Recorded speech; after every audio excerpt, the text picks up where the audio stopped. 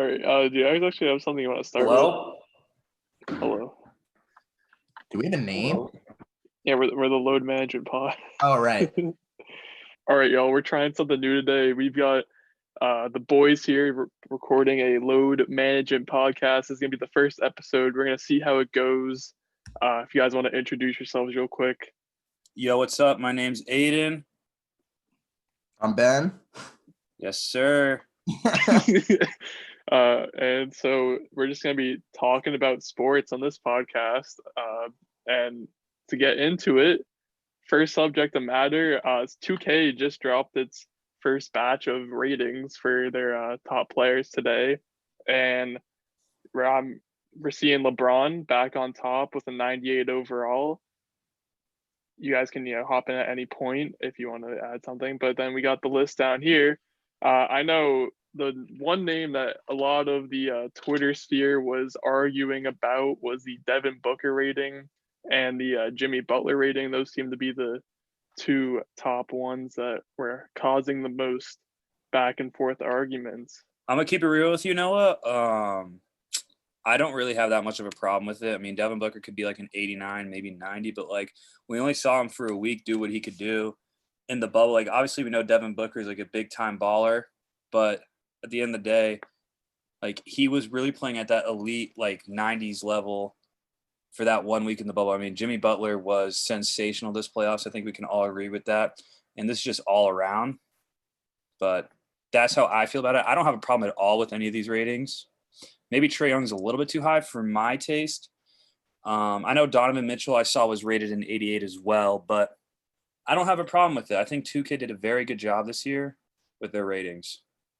I think I like most of the ratings. I think I get the argument that Jimmy Butler's might be like a little high, but if anything, it's only like too high, like too overall high. Owen Tatum's ass, though. That's all. But I mean, Devin Booker, I totally agree with Devin Booker, but Trae Young, I also agree. I think Trae Young should be a little bit lower.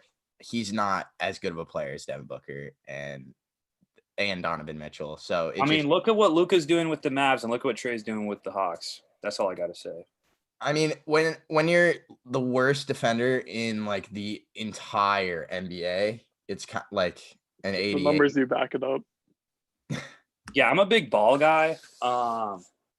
Not gonna. I mean, like offense is important, like no doubt. I mean, but that's what everybody looks at. Everybody overrates or underrates. I mean, defense. And Trae Young literally has none of that, I think. Did you bring up Lonzo Ball? What'd you say? Did you bring up Lonzo Ball, or did I mishear that? No, I didn't say Lonzo Ball. Come on. I mean, but Lonzo, we all know me with Lonzo. I hold Lonzo to a very high standard. I think he's a great player. And he's going to be on a championship team one day, providing some sort of value. All right. I mean, I was just going to say, Devin Booker, we've all played 2K enough in recent years. Devin Booker for some reason just always gets disrespected. I feel like the man has been like low 80s his entire career so far, and I really don't care about the ratings, to be honest. I just find it funny that a lot of people seem to have opinions on him. But yeah, Devin Booker is just again disrespected by 2K for some reason. Yeah, we're seeing. I didn't think that Jimmy Butler would get so much respect from 2K, but I mean, I guess he really. They did prove that he makes a huge impact when it comes to winning this season. But Trae Young, I guess it really doesn't matter that he's an 88 because we all know he's just going to be super cheesy no matter like what overall he is. So he's just going to have a quick release and a nasty three, and it's sick handle. So he's just going to be sick in the game. Like I already know I'm definitely going to like using Trae Young more than Devin Booker in 2K. No doubt, no doubt. I mean, it's an offensive game. I was talking about Lonzo Ball. You said Lonzo Ball is going to be winning a championship at some point. Do you have any idea of what team that's going to be on? I'm just curious. Hey, man, all I know is Rondo won a championship at, 34? And he provided big impact for my Los Angeles Lakers. So it doesn't matter when it will be, but I know he will. He's got the talent, great team guy, humble player, provides a lot of offense as far as playmaking ability. Not necessarily scoring the ball as much, but he can light it up every now and then. And defensively, I mean, he's improved dramatically since his rookie year, and I think he's if he keeps on working on his IQ, he could be a solid starting point guard or six man on a championship team. Are you concerned about what happened in the bubble at all? No, I mean the bubble's also a weird situation. I mean, it was COVID, guys were off for a while, mentally probably checked out. Once full season gets in the full swing of things, I think it'll be fine. And he's also young. People forget about how young everybody is. I mean, Brandon Ingram's what, 23, right? Something like that. 22. I think he turned 24 recently. I mean, dude, the guy's still young. I mean, Kuzma's won his ring at what, 26 or 27? 26. Kuzma's like 30 at this point, dude. Yeah, Kuzma's the biggest NBA meme. I think we can rank that as number one. Would you guys agree? Kuzma's already moved on. The memeiest basketball player in the NBA. I mean, JR technically still is in the NBA, so I might have to. I mean, they're all players in the Lakers. JR, Caruso. Yeah, we even had a guy that was on house arrest at one point. You know, that Klutch tax. Rock But he ended up doing well, KCP. Oh, yeah. So Brandon Ingram is only 23. And he turned 23 September 2nd. And the man's is already an all-star. Wow. That's actually wow. He just turned 23. Damn. Like I said, when the Pelicans did that trade, I didn't even think it was like they lost or like I think it was an even trade that benefited both teams. No, that was not an even trade. It definitely benefited both. It benefited both teams, and that was in no way even. I mean, could they have gotten more value? Maybe. I've seen Lakers fans on the timeline admit that they would be willing to throw in another pick at this current day and time. Trade, that was not even at all. To help make up for the. Because Brandon Lonzo, we didn't know if he was going to be like decent or just awful. We had no clue at the time. I felt like it was. I mean, you knew he had. I think Lonzo was an established role player at that point. I mean, at least defensively, you had him. You knew he was going to be something defensively, but I mean, the shot was still a huge issue. Brandon Ingram had the heart problem. We didn't know, like, there was a chance they traded for him.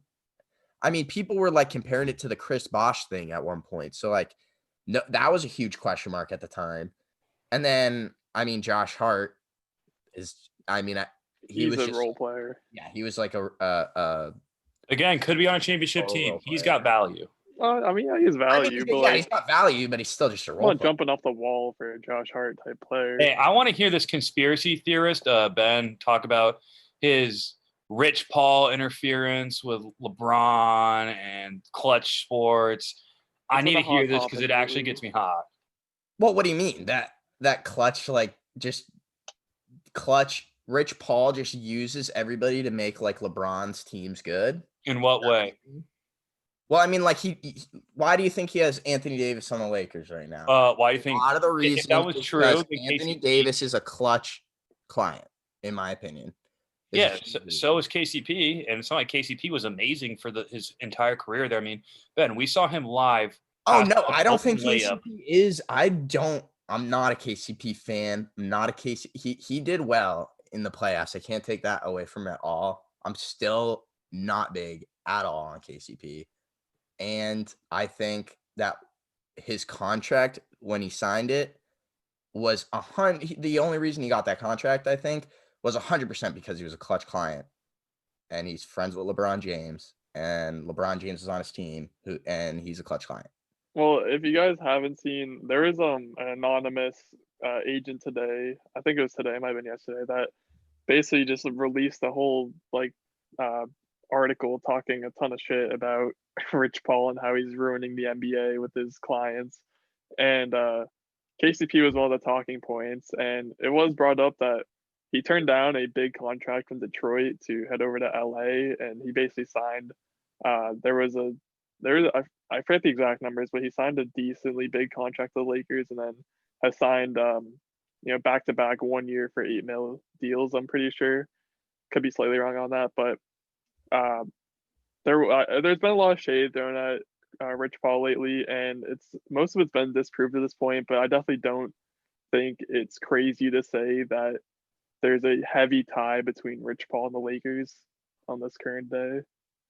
Yeah, but I don't want to say some conspiracy theory. I think he has some influence, but not amazing. I think All I know is Rob Pelinka deserves an outstanding job, and even Magic a little bit. What do you mean? What do you? Rob Pelinka's fine, but This is Magic come on, did. dude. This front office was not good for many of the past years, and because they lucked out with not because LeBron wanted to play in Los Angeles. They were lucky enough to win a championship because LeBron, not because of what their front office did. Their front office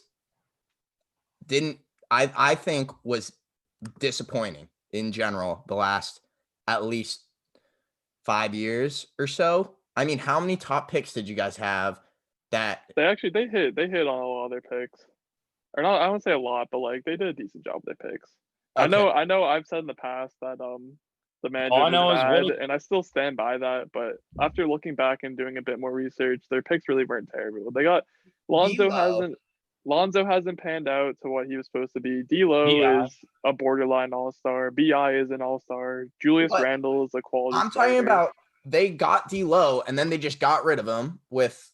There are some suspect trades. Signed at the time in 2016 that year. They signed Timofey Mozgov. I was about to say, great move by the Lakers. I don't have a problem with it. One of the worst. I was gonna say, I think before they got LeBron, their management was very not good. But I think once they got LeBron, I think they made a lot of smart moves to help them get this championship. But before LeBron, with like the Mozgov contract, trading away Zubac, trading away Zvi, I know those are also with the first LeBron year, but like those moves are bad. But then the signings that they made with bringing on Rondo, Dwight, all those guys, I think it was good for them. Hey, THT was solid too. But what I will say with that D'Lo trade, you got to remember we got Kuzma out of that because that was a 17th overall pick from Brooklyn, NBA champion. I mean, he did have a role, so I'll give him credit for that. I mean, although I'll admit, like the Lakers role players totally stepped up when they had to. They definitely did. But I mean, like, do you think that there wasn't better? I feel like they could. I still feel the front office could have done a better job building a team around LeBron. I would have been fine. I think Kawhi. Reggie Jackson. I think Kawhi's a lot to blame on that.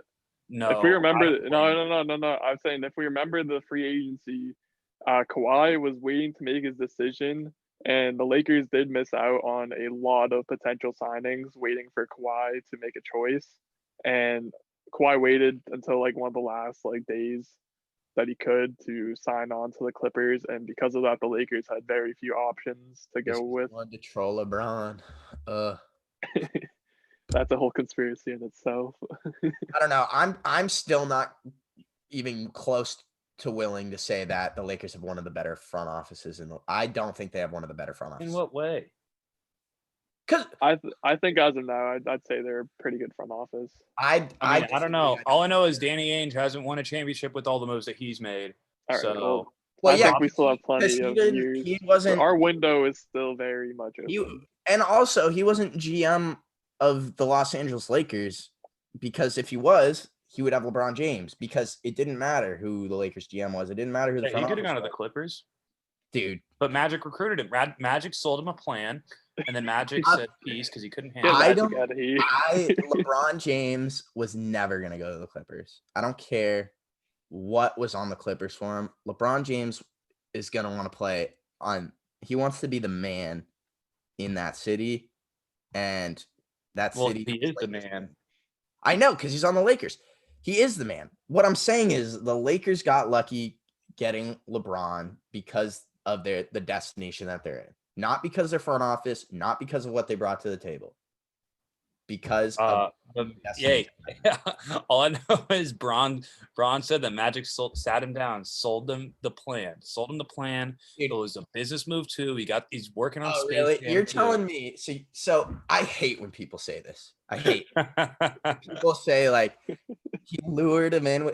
You're telling me, all right, that if LeBron James went directly to Magic Johnson and asked him to talk and get business advice from him, you don't think that Magic Johnson would have been giving business advice to LeBron James? He didn't have to be on his team.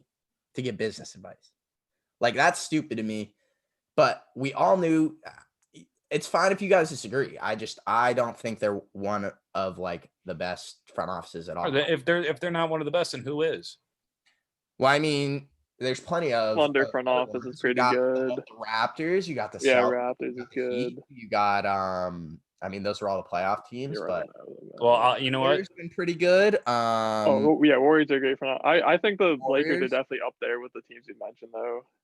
I'm not putting them up with any of those teams that I just said. Oh, I wouldn't have. I mean, hey man, now that they've won the championship, I think it's safe to put them up there. But prior to that, definitely not. I mean, it's all where you're gonna put the credit for the give credit for the championship, and obviously Rob Pelinka is what I'm giving the credit for. I'm obviously not giving much of the credit to the front office, and are you giving the credit to Rich Paul? I give Rich Paul definitely deserves some credit. So does, but mostly LeBron James, because without LeBron James, you probably don't have Anthony Davis either. So where does that leave us with that GOAT talk then? Are we going into that already? Yeah, we're gonna go off rip. I mean, I might as well. First episode, we're gonna. I guess this could be a good starter episode. Okay. Does anybody have an objection to saying that peak Michael Jordan better than peak LeBron? I have an objection to that. I don't know if I have an objection to it, but would you agree? I want to know. I'm just gonna say this point real quick. I don't think we're ever gonna see back-to-back three-peats like Michael Jordan ever did. I don't think so. In those terms, yes, peak Michael Jordan was better than peak LeBron, but at the same, it's the debate as old as time. Mike had his certain aspects that might have made it easier. LeBron had his certain aspects that might have made it harder. But I do agree with the statement, but I think a few things shift and it could have very much ended differently. I mean, it's obviously a really hard comparison, obviously, especially LeBron every year makes it harder and harder just because of his longevity. Because, I mean, what stat is he not going to be leading in by the end of his career? Is he going to have the points too? Yeah, I mean, he's definitely going to have points. I don't think he's going to hit rebounds. Everything but block, steals, and I mean, he's going to have an assist probably, but he's going to have tons. The stats he's going to have accumulated career-wise are going to be nuts. So I think eventually it's going to end up becoming such a it's going to be stats versus rings at some point. Yeah, it's going to be stats versus rings. It's going to be people saying that the guys Michael Jordan was playing against aren't as good as the guys LeBron's playing against. True. And then, but the thing is you could also I feel like I almost think it's a bad argument. It's just a dumb argument to have, kind of debate to have. It is. No, why is that bad? No, a dumb debate because you could endless debate. It is an endless. Because you could say, okay, because for example, you could go, okay, I think LeBron because of his longevity, and then I could be like, well, maybe if Michael Jordan played when LeBron was playing, then he would have played longer because of better, more technology to take care of your body, more knowledge about taking care of your body. I mean, when Michael Jordan was in the league, wasn't he one of the first people to start lifting weights? I don't know. At least that was it was something like that. I know he started. This is from The Last Dance, so don't hold me accountable to this. Yeah, from what I remember correctly, he got roughed up in the Pistons series a few times, and then he started lifting weights to beat them. That's just all I really remember. No, yeah, I know that that's true, but I'm pretty sure that he was one of the first people to start doing that. I'm pretty sure. I don't know the legitimacy of that. I thought they said that in The Last Dance. I'm not. You don't fact check me on that. But okay, so here's my take on it. I agree that it's an endless debate, and I can't fault you for picking either side because we're splitting hairs here. I mean, these are two of the best basketball players ever. I think everybody will agree on that.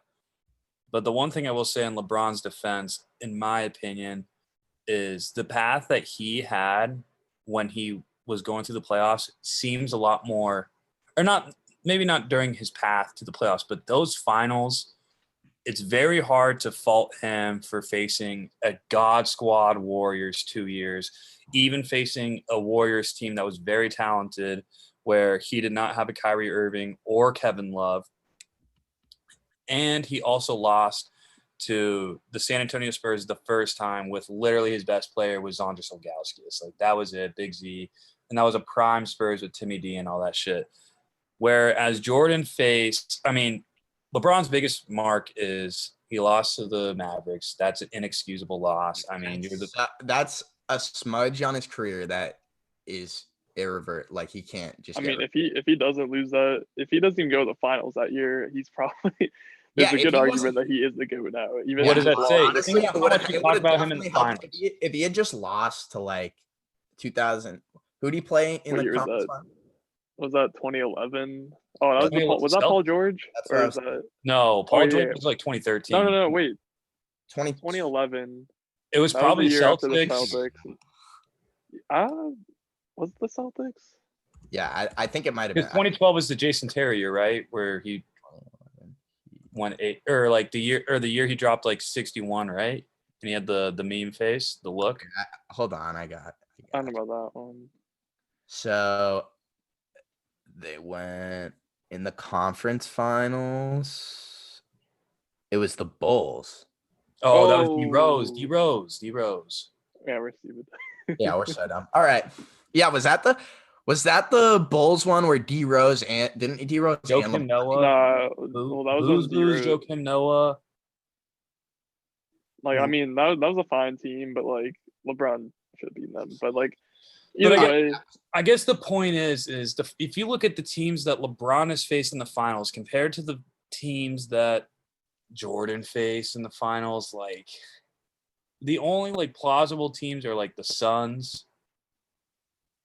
Those Jazz teams are good. That Suns team was I sick. personally hate this argument.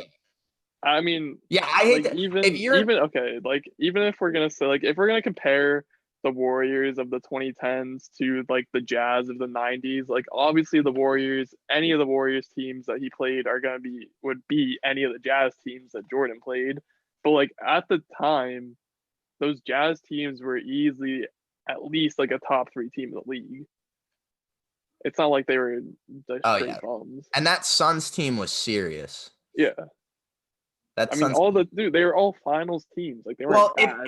If anyone is making like that argument where it's like LeBron isn't undefeated in the final, then you're just an idiot. You're just an idiot. And like there's no getting around that. You're just stupid. But I mean, I don't know. I'm ready to move on. It's an endless debate. It's an endless debate. Okay, so moving on from that discussion, we're going to go back into some more recent news. Andre Drummond made headlines a few days ago when he was talking about the center position, and he basically was saying that the center position is not dead. It's still very much alive. And quote that he said was, "The big man is coming back. You look at the perennial bigs. We've got Jokic, Joel Embiid, myself, Porzingis, Nurkic. Go down the list of bigs that are playing really." And obviously, I think there is an imposter among us when looking at this quote. Yeah, that doesn't belong. Yeah, I'm going to agree with Drummond in that the center position definitely is not dying, but there are certain bigs who are slowly going extinct in this league. I mean, you just have to look at the Lakers, who just recently won the championship. They deployed Howard and JaVale McGee in their starting lineups.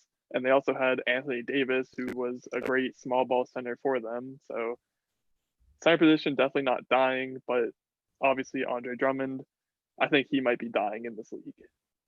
Well, yeah. My thing about this is he forgot one guy, Bam Adebayo, like who literally balled out an important piece of that Miami Heat team. I just think the way Drummond plays is going out, but yeah.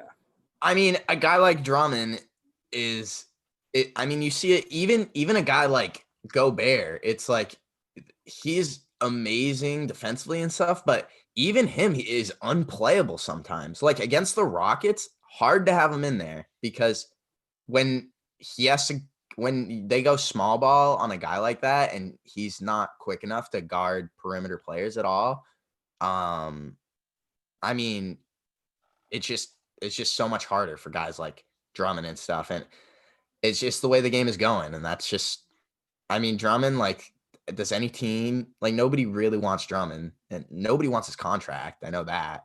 Yeah, there are some talks about him declining his player option and hitting free agency this offseason, but I Yeah, think that's all a joke.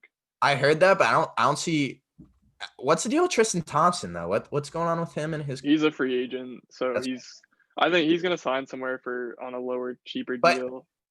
okay, you think so? But isn't Yeah. he on, So I mean, some team will sign him to like it's a a bench role at least, because I mean he's a quality big. He grabs your rebounds. oh There's no, still he's not yeah, gonna be a he starter anymore, definitely but he definitely would have value around the league with some people, I think. Yeah, do you I, remember? I swear, Andre Drummond, we've been seeing like an off-season video of him draining a three or like a couple threes. Like, I pulled it up for you guys right here, but yeah, I Andre see Drummond that. has But claimed that he's working on his outside shot. dude, it's been happening for years. I swear, 5 years ago, he was doing this too in the offseason. And we get those like dumb, videos on like social media where it's just like, The 5-foot trainer's putting a hand in his face. it's just like, yeah, it's like literally like I'm trying to contest Andre Drummond. He's taking a three and he hits it with like in an empty gym. And it's just like Andre Drummond hitting threes now, eyeball emoji. Like I don't know. It's just Yeah, I mean, like obviously they've been we've doing seen it late. guys like Jokic and all those guys. They bring different aspects to the table for a team other than just pulling down rebounds and being a rim And block. protector, which is Yeah. all Andre Drummond is at this point. I mean, Jokic is like Jokic literally does everything, runs his team offensively. So it's like it's him and Jamal literally run the team. So and he does so much that just isn't on the defensive end. But other than on the defensive end, he does so much. So it's Andre Drummond's an imposter. He's a fraud in that statement. They've been doing it too with the offseason videos with I think it's Mitchell Robinson. Oh, the Mitchell. I mean, okay. In They've Mitchell been Robinson's hyping up case, his he's at least still a very young player. No, Who has I'm not time to saying grow. he couldn't. I mean, he's young. He He actually could be a could talent do in this that league. maybe, but I feel like I see so many videos of It's him too little, too late for. and Andre it's his Drummond, though. handle on like a trainer. It's Oh like my god. Okay, no, those handle videos are so literally gross to watch. it's like nothing like sick. It's just going through the legs and they're like or It's just behind the super back. like it's just not fluent either. Yeah, Nurkic, in your opinion? Nurkic, I mean, Nurkic kind of falls like he's definitely not like a all-star level big, but he still has a very good ability to pass and he can defend not well on the perimeter, but like I mean, okay, obviously you don't want your big switching on to a guard, but Nurkic can hold his own. I know, and he's in the bubble. He was showing off a great skill set, and he was coming off a very awful injury. So now he has a full offseason to heal. I think Nurkic is a perfectly fine big. I'd rather have him than Drummond on my team. I don't know about you guys. by a long way, I would say. Especially factoring in contracts. I'm a huge fan of Nurkic, and I think that if him and Damian Lillard are together from beginning to end of a season, that they could be like a seriously really good team. Not a championship team, at least not obviously right now. Not right now. Yeah, but I mean, I'd still just love a perimeter player on that, a perimeter defender on that team, like a lockdown. I mean, they got Ariza coming back, and that's true. And Rodney Hood's coming back. Yeah. I know he's not really a defender, but Trent was doing an okay job in the bubble. I mean, Trent was also just thrusted into that role he's still pretty young. No, Trent's a good player. Trent's a good player. Obviously CJ McCollum, we know what he's got, but it's hard to operate when you have two pretty bad defenders at your guard positions. Yeah, definitely. I guess moving on from that point, we have some free agency news to get into.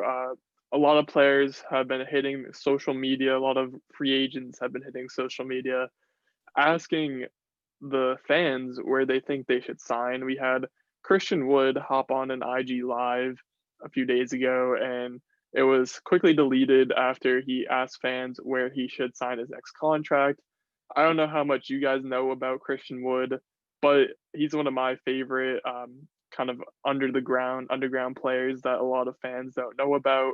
I'll give a quick summary for anyone who doesn't know much about him. He bounced a lot around from a lot of teams, landed on the Pistons. Pistons trade away Andre Drummond because they liked what they saw in Christian Wood. He can stretch the floor, a good rebounder. He's a good 5 and can, like I said, stretch the floor so he can kind of help in today's NBA. And he's going to hopefully get a lot of money in this offseason, depending on where he goes. I don't know if you guys have any thoughts on this. But... I'm just kidding.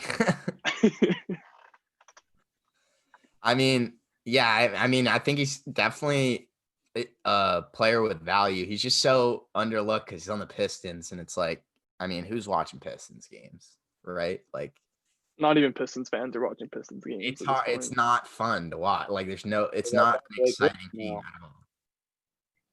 But like, I mean, with Christian, is there any rumors for like teams that are interested in him? I mean, obviously the Pistons would probably like to have him back since they traded Andre Drummond and like what they saw from him. I know the Suns have been. I don't know if those are legit, but Suns fans have been clamoring to get him. There's just a bunch of teams that would like to have him just because he is still. I think he's 24, so he's pretty young and he looks like he can easily be a startable big in this league. So.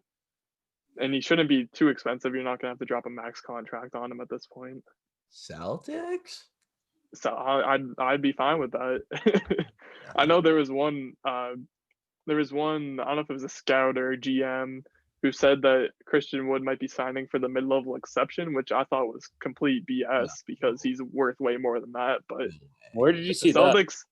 That? I just saw it on Twitter one day. But I mean, if the Celtics could get him on a mid-level exception, I'd love that. Yeah, I don't think that's happening, but there's no way it's gonna happen. But yeah, I mean, I don't really know like any inklings of where like he could go or where he'd really be a good fit. I haven't looked into it or thought about it, but I find it funny how some of these players and free agents are like doing this like fan interaction for their free agency. Like, did that GoFundMe thing, but nobody. He was never gonna win it, but like, he was never gonna raise them enough money for us to pick where he goes. But like, still, kind of like interesting to just like put that out there. I'm sure it makes the Pistons nervous. Then we saw the same thing with Danilo Gallinari. Gallinari, his was a bit more interesting because he just straight up posted a tweet, or it might have been on the Instagram, I forget which, but he had himself multiple pictures of himself in the graphic from all the different teams he's played on because Gallinari has bounced around quite a bit. And he left one jersey blank. And Gallinari is going to get a lot of money this offseason. A lot of teams would love to have a scoring threat like him on their team. I know he had one of his best seasons of his career with the Thunder this past year, which bodes well for him. I know he's also been included in a lot of Celtics rumors. I personally would love to have him on the team as a bench scoring threat. I don't know what you guys think. Do you agree with that? Yeah, but like, I love Gallinari for sure. I think he's great, but it's just like, where's he gonna go? Where's he gonna fit? I know he could fit anywhere, but like, where do you like envision him going? That's the thing. I think that the Thunder were such a surprising team this year, but I wonder where he would go because I don't envision him staying. No, he's definitely not staying. I have no idea where he's gonna go either. But what I do know is that whatever team does get him will definitely get a nice boost in their championship odds if they do get them. I mean, he showed us this year. He's awesome. He's a great player. Can shoot from the outside. I mean, for the Thunder, he was an awesome scorer.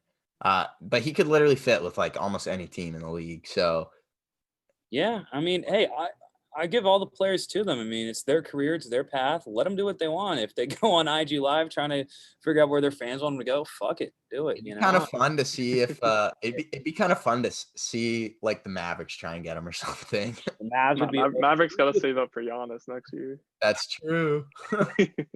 All I know is Christian Wood having the decision part 2 on IG Live. So he's taking his talents. Yeah, Best out of the where beach. else could it be? I mean, Gallinari, man. Gallinari can fit anywhere. I mean, we know this. Gallinari to the Heat was also a big rumor. I don't know if that one's I still think the sticking Heat, and today, I think but the Heat and the Mavericks are saving up for Giannis. I mean, yeah, they're I also think a going to lot have of to teams pay are saving. Bam. They're going to have to pay Hero eventually. Like, Yeah, but like with bird rights and the fact that they drafted those guys, they're gonna be able to sign them. yeah. With, whatever money they need. I mean, so many teams can be interesting. Like Suns, Trailblazers. I mean, like Mavericks. I think the Western Conferences will be very competitive next year, Ben. Based off what you said, I think the Suns are going to be a really competitive team.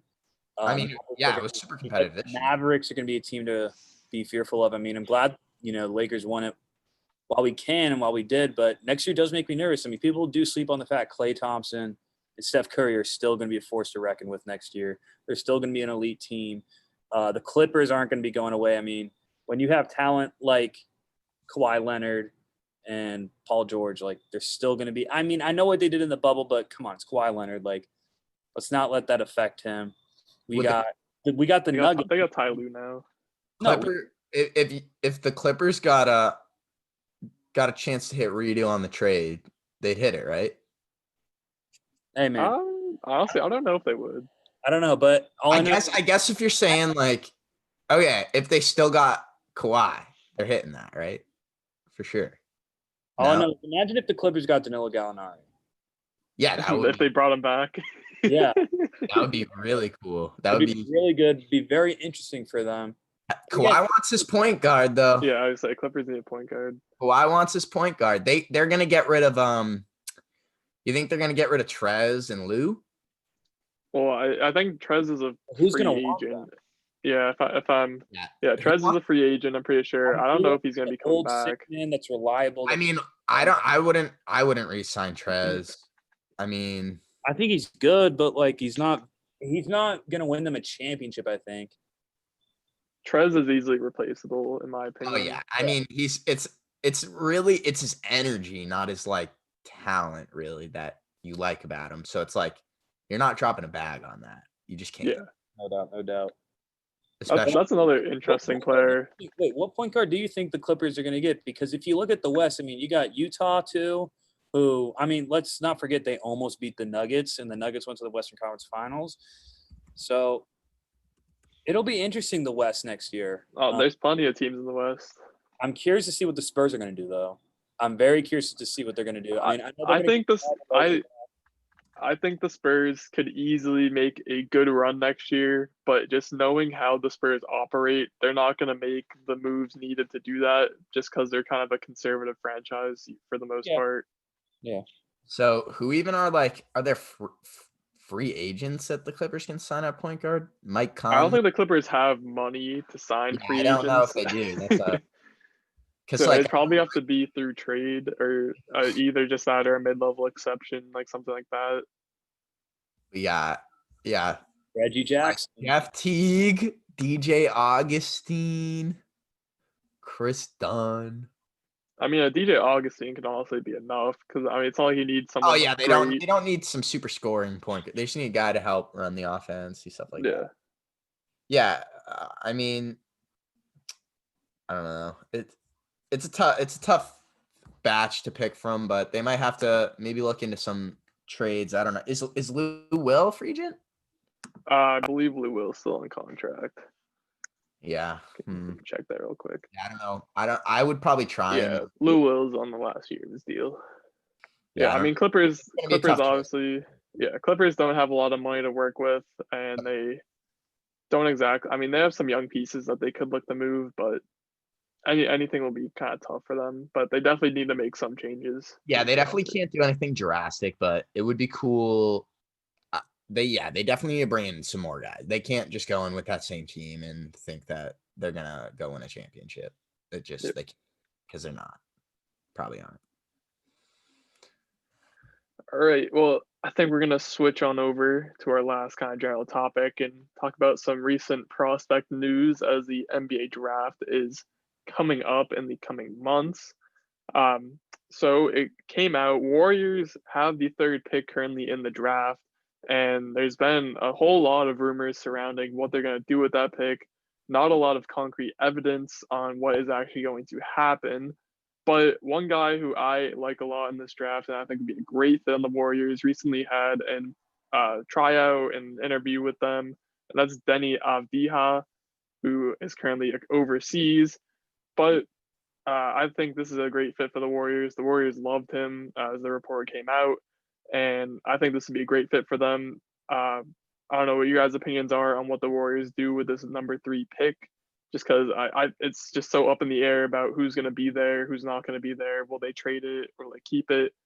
I mean, no matter what, Warriors are going to be back in contention this year, but this 3rd pick could easily set them up for the future as well, and it's a very scary sight.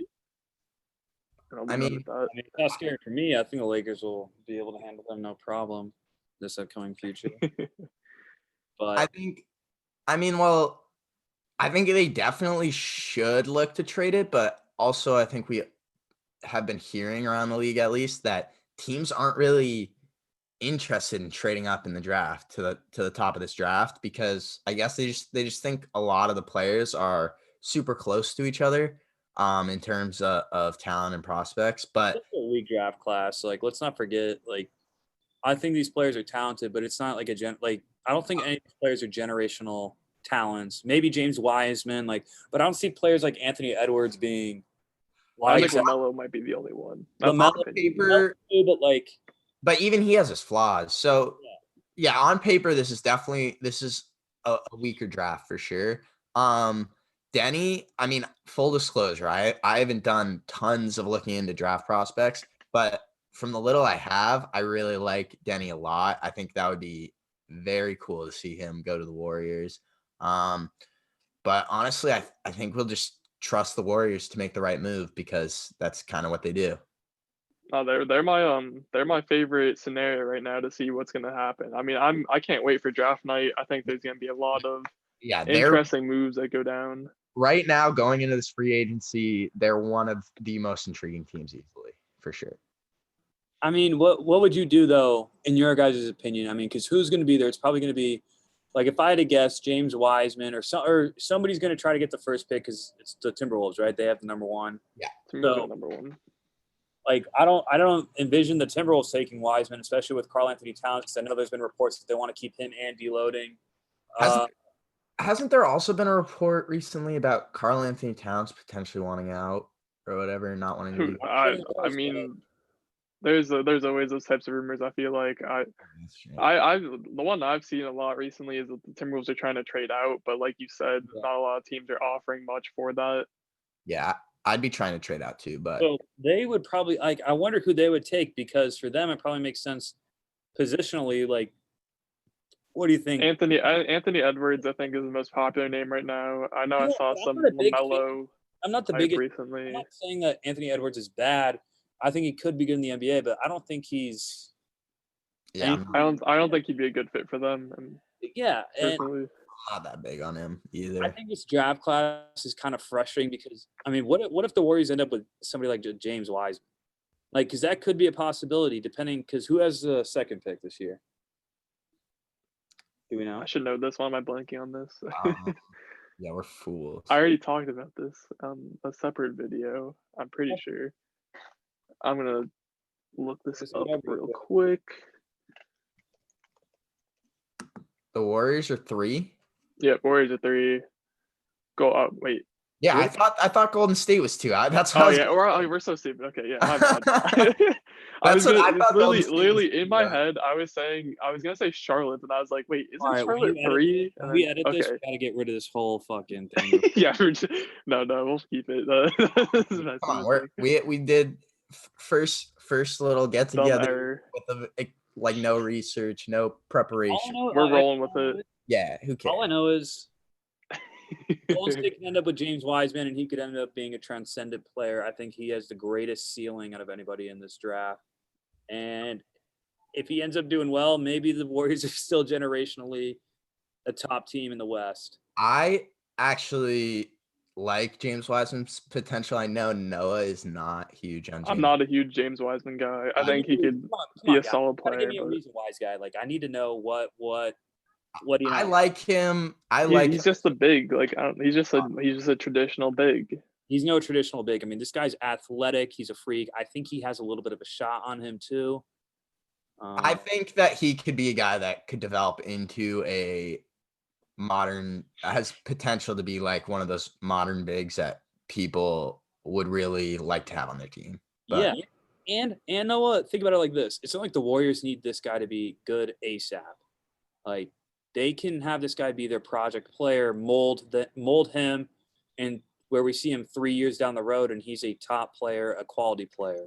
At the same time, they're going to want a guy that's going to be good. Yeah, I don't think they want a project to have to work with while they're still in contention. That's why I think a guy like an Onyeka Okongwu or a Devin Vassell, I know he's gotten a lot of praise lately as kind of like a dark horse pick. I think there's a lot of like we've said and everyone has said, this draft doesn't have a lot of star potential in it. So I think Golden State should grab someone that could help right away, even if it's not the best pick for the future necessarily. Honestly, even in I think I know this might sound crazy, but I think LaMelo Ball to Golden State would be a super fun and just an amazing thing to happen, to have LaMelo Ball running around, setting up Curry and Clay, running off screens. I think that'd be amazing to watch. I know one thing's for a fact, though. Fucking Twitter's going to be loving that shit, though. Twitter's going to be all up in that, tweeting about it. LeVar's going to be going crazy. It's going to be entertaining. Get your popcorn out, get the butter on it, and let's go to fucking town with that. I would sign up for LaMelo on Golden State right now. That would be super. That's what I'm saying. I still don't know if that is the right move to win now either. I would probably. I still think a different direction is probably where they'll go besides Wiseman or LaMelo if they end up keeping the pick. But watching a rookie LaMelo in the postseason would be all sorts of hectic. Yeah. I mean, the problem is you got Twitter users that are going to probably try to violate this guy too if he does bad with the Golden State Warriors in the playoffs. Oh, well, yeah, but absolutely. Lonzo's had to deal that's just part of being a ball now, If you're a ball brother, you're gonna have the haters. Hey, he's following in the right footsteps though. Puma, we got Kyle Kuzma, Marvin Bagley. Is DeAndre Ayton crazy that you started with Kuzma of all choices. Yeah. Hey, NBA champion though, NBA champion. That's all I gotta say. Kuzma, hey, even though he got the fucking Kendall Jenner curse or whatever it was, it doesn't matter. He's an NBA champion. He reversed the curse. The Kardashian curse does not exist, okay?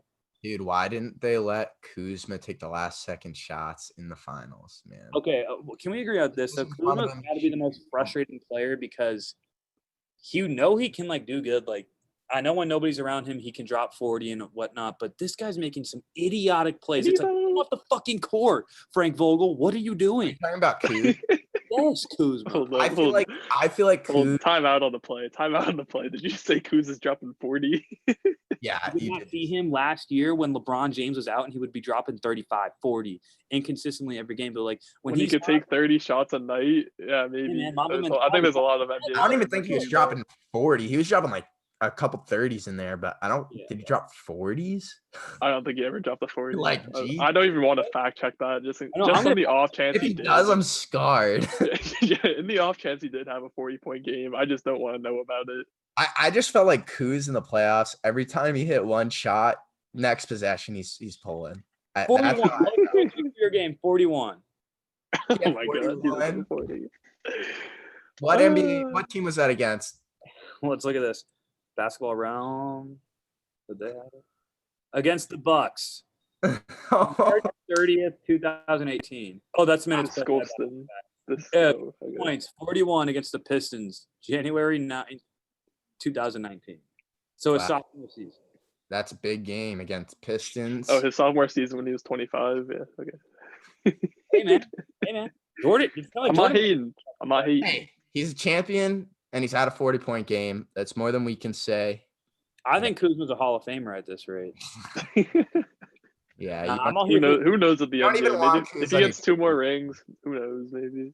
Yeah, knowing the way that this stupid Hall of Fame. I mean, there needs to be reform. Oh, that's true. Yeah, we got Lou Williams probably going to make the Hall of Fame. Like, no disrespect. Like, Lou Will is a great player, but like him, ISO Joe, like, are those? Like Rondo. Okay, Lou Will having 2 girlfriends at one time definitely is deserving of Hall of Fame. And talking down that like gunman or whatever.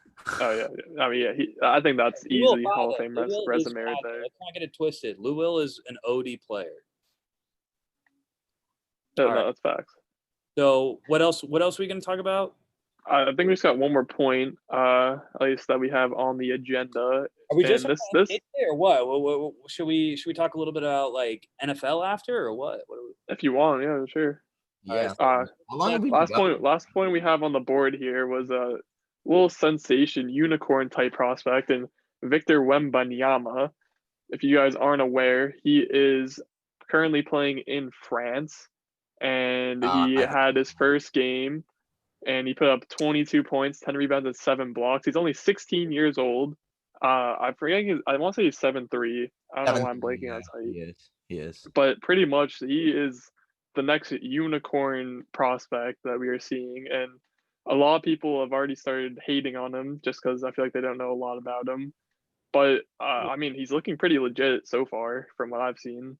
I mean, it's easy to hate and just be like, all right, he's just gonna be the next Dragon Bender. But like, I mean, I haven't watched much about him, but he could totally be legit. I don't know. I feel like we got to have some more 7'3" like Porzingis types coming out at some point. I feel like he's fresh on the scene. He really only got his first like. It wasn't until a few days ago when Bleacher Report dropped like an article about him because of his debut. But yeah, I mean he's only 16. He still has a couple of years to grow until he even has the thought of the NBA. But yeah. I mean he moves fluidly. He's a good defender. He can shoot, and he's still a lanky, MFer. But yeah, he looks pretty athletic in this. I mean, so this was a pro game like against grown men? I don't know quite. I shouldn't have said pro game because I'm not quite sure, but I do believe it was a professional league in France. Because if that's in a professional league, it might have just been like a scrimmage with the France honestly, team or something. I'm not really sure. That's definitely a guy to keep an eye on for sure. Yeah, I mean, I know there was another clip a few days earlier when he was having a 2-on-2 session with NBA players Rudy Gobert and Vincent Poirier, and he was putting some moves on Rudy Gobert, who's a depoy type player. And again, he's only 16, so yeah, that'd be 2 years you'd be coming out. No, it'd be 3. Actually, I'm not. It depends on when his birthday is. Yeah, I guess. Yeah, 2 or 3 years. Be on the lookout for him. He's definitely gonna get a lot more. Oh, he's gonna get exposure. the bug. Bleacher Report is gonna be taking marketing the hell out of that. You remember him and who else? Amani Bates. Like, who are those guys that are next up? Bronny, like Amani, Mikey Williams. Is that his name? Mikey Williams. Yeah, Mikey Williams. Mikey Garcia. No, that's a boxer. Okay. But well, yeah, you guys remember some of these tall guys get this hype. Like, you remember that guy on LaMelo's team that looks like okay, this is so different. I don't even want to hear that. This guy can actually move. That guy like couldn't even move, and we'd be getting up. I feel like I'd be getting like notifications. Hey man, if this guy can develop, he's going to be a problem. I totally believe in him, but he's young. I mean, but he will be a problem if he can develop. No, this guy looks like he could definitely be a problem because he's clearly looks like he's athletic and can move. That guy I was referring to, he was like 7'7", and he was like, he was immobile, and he literally couldn't move. But this is something that like even like a little bit of a Bol kind of reminds me of, kind of that lanky. I'd say he's even more athletic than Bol. Yeah, no, he's more fluid. Comparison wise, like this is what this player kind of seems like, a lanky, tall MFer. Yeah, that's not a bad comparison. Yeah, I like that comparison. I think he's definitely like he has a chance to be a generational talent though. Oh yeah, we'll see. But I mean, he's still got a couple years to develop before he's coming out. So he could be consensus number 1 by the time he's coming out. We don't know. So something I kind of do want to talk about, shifting sports. We're gonna be talking about NFL now. I kind of want to hear your take on this. If you're Jerry Jones, are you paying Dak Prescott the bag now? Because I think he deserves it. And I want to make sure that Jerry Jones takes care of this guy because of what he's been through and the talent that he is. And I know he can win a championship with the Cowboys. I want to know your opinion on this. I think Dak Prescott is a great quarterback. And I think that they should definitely sign him. But like, I will also say, I mean, if you're the Cowboys, you're definitely going to use this injury against him a little bit and like cut down how much he's going to get a little bit. Because if you remember, they weren't willing to pay his price when he was totally healthy. So how could Dak Prescott come at them with the same price after a brutal injury like that and expect to get the exact same price? Like I think that definitely the asking price he had at the beginning of this season will be lowered, because I just think league round, they wouldn't, like the entire league, I don't think would be willing to pay for that. But I think he's definitely one of the better quarterbacks in the league. And I think it would be kind of foolish I think it would be pretty foolish for them to let him walk. I think it would be too, knowing how hard it is to come by quality quarterbacks. I think that's a big thing. Then you're like admitting for tanking. I know the Dallas Cowboys have looked pretty crappy this year, especially on defense, like probably one of the historically worst defenses we've seen in a while. So I do think it's important, though, that he gets paid. What do you think, Noah? I kind of want to know your thoughts on this. I'm on the same thought process of Ben. I think you pay him just because, I mean, even though it was a freak injury, we're at the point where medically we can pretty much come back from anything at this point, and we usually come back stronger, no matter the injury. The Achilles is really the only one that hampers players' abilities, or at least that's known to nowadays. But I definitely don't think he's going to get the max money that he would have gotten had he signed a contract earlier. But I still think he does get a contract worthy of calling it a bag. I think he'll get a large sum of money. Yeah, I mean, just the way that you have to pay. I mean, he's a franchise quarterback. There's no doubt about that. They got their franchise quarterback. Where are they going if they don't? If they don't re-sign him, I don't know what their next step is, especially at quarterback. And then also, like when you have a franchise quarterback like that, you pay him, and it's not like he's some middle of the pack quarterback. Like he's one of the better quarterbacks in the league, I think. And top 10, might I add. Oh yeah, definitely top 10. Definitely top 10. And it's like, I don't know. I feel like Jerry Jones wouldn't want to like just put in some trash quarterback and watch his team lose games. And even if you have a high draft pick this year to like get a quarterback, they're not going to have number one. So Trevor Lawrence out of the picture. But like, why would you do anything other than draft a defensive player? I mean, you could even call in question, as great as he is, you could even call in question their CeeDee Lamb pick this year when you look at how awful their defense is, because it's embarrassing. Honestly, it's embarrassing their defense. Yeah, they're pretty god awful. Especially also considering the fact that they had two other very talented receivers, and they have a lot. I mean, I don't know for sure, but the rest of their receiving room is also got some good talent in it as well. Yeah, like Cedric Wilson is their fourth best receiver. He's awesome. I mean, he'd be the number one target on the Patriots. That's not even a joke. Oh yeah, 100%.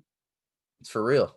Patriots, they got like serious guys. Patriots need some help. N'Keal Harry is very worrisome, I think. So disappointing. I thought he was going to be legit. I mean, as a college football fan, huge college football fan, watching him at Arizona State, I thought he was a problem. But it's disappointing. I had high hopes for him. Julian Edelman looks like their best offensive weapon right now, which is kind of scary. Yeah. I mean, it's terrible. It's the same. We had our number one problem last year was our skill position guys can't get open. And then we just decide to not improve our skill position. And it just didn't make sense.